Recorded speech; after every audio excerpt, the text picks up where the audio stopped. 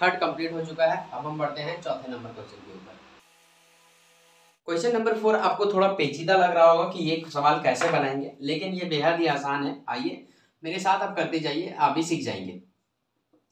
कितना है 4u square plus 8u बराबर में कुछ नहीं है, मतलब 0 लगा दीजिए।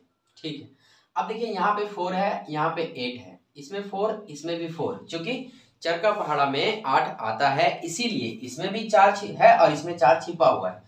u इसमें भी और u इसमें भी है, तो आप क्या करोगे, u को कॉमन ले लोगे 4 के साथ।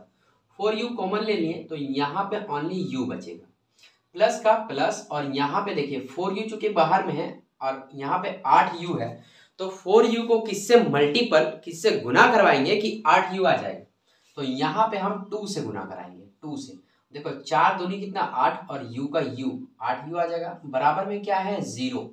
अब जैसा कि आप जानते हैं, एक बार हम अंदर वाला लिखते हैं, एक बार बाहर वाला लिखते हैं। तो यहाँ पे अंदर में क्या है u प्लस 2 और बाहर में क्या है 4u बराबर 0। तो एक बार हम ले लेंगे बाहर वाला, यानी कि 4u बराबर कितने हो जाएंगे 0, और एक बार क्या हो जाएगा u प्लस 2 बराबर क्या हो जाएगा 0। ये सवाल ना बेहद ही आसान था, लेकिन बच्चों के सामने एक नई झलक लेकर आती है, इसलिए नहीं बनता है। तो यहाँ पर हम क्या करेंगे u बराबर हम ले लेंगे 0, और ये जो 4 है बराबर के इधर आ जाएगा भागा में, तो बट्टा में आ जाएगा 0/4, तो u बराबर यहाँ आ जाएगा हमारा 0। ये कैसे हुआ सर, याद रखिए 0 के नीचे कोई भी अगर संख्या रहे तो वो भाग होकर के 0 हो जाता है।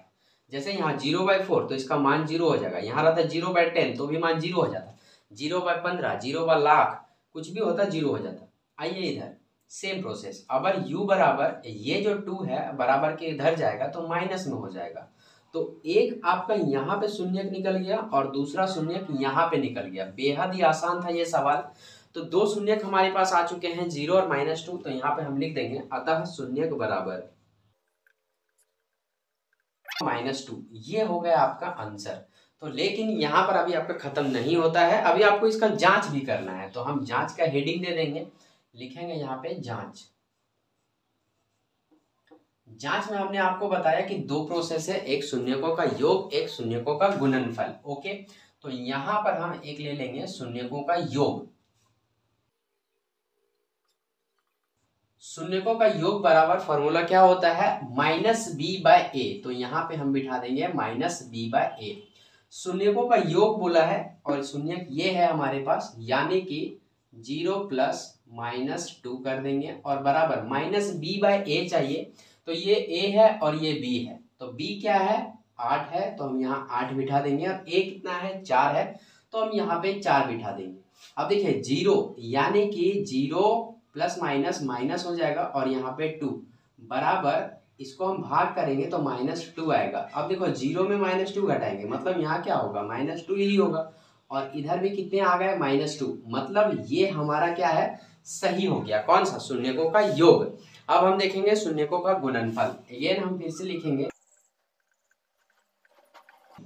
शून्यकों का गुणनफल। हमने आपको क्या बताया था c/a होता है। ओके, तो यहाँ पे हम क्या कर देंगे c/a। अब शून्यकों का गुणनफल बोला है, मतलब इसको और इसको आप गुना करेंगे, 0 गुना -2 बराबर c/a। अब हम यहाँ पर देखेंगे a है b है, लेकिन c तो गायब है भाई साहब, c गायब है। तो आपको ये ध्यान रखना है c गायब है मतलब कुछ नहीं है c, तो c को 0 मान लेना है। क्या मान लेंगे 0, तो यहाँ पे हो जाएगा क्या 0। a यहाँ पे क्या है 4, तो यहाँ पे हम 4 कर देंगे। अब 0 को 2 से गुना करेंगे तो कितना हो जाएगा 0 हो जाएगा। याद रखिए कोई भी संख्या को अगर 0 से गुना करवाएंगे तो वो 0 हो जाएगा, चाहे वो संख्या कितनी बड़ी हो या फिर वो संख्या कितनी ही छोटी हो। 0 से जो टकराएगा 0 0 हो जाएगा, तो यहाँ 0 हो गया। अब देखिए 0/4, हमने एक चीज और आपको कहा कि 0 के बटे में कोई भी संख्या हो वो भी 0 हो जाएगा, तो यहाँ पर हम क्या कर देंगे 0 कर देंगे। ये भी हमारा वेरीफाई हो गया। मतलब ये कि शून्यकों का जो योग और शून्यकों का गुणनफल है वो बराबर आया, तो हमें समझ गए कि हमारा जो शून्यक निकला है 0 - 2 वो सही है, 100% सही है। चलिए आप इसका स्क्रीनशॉट ले लीजिए या फिर नोट कर लीजिए। हम बढ़ते हैं क्वेश्चन नंबर 5 के ऊपर।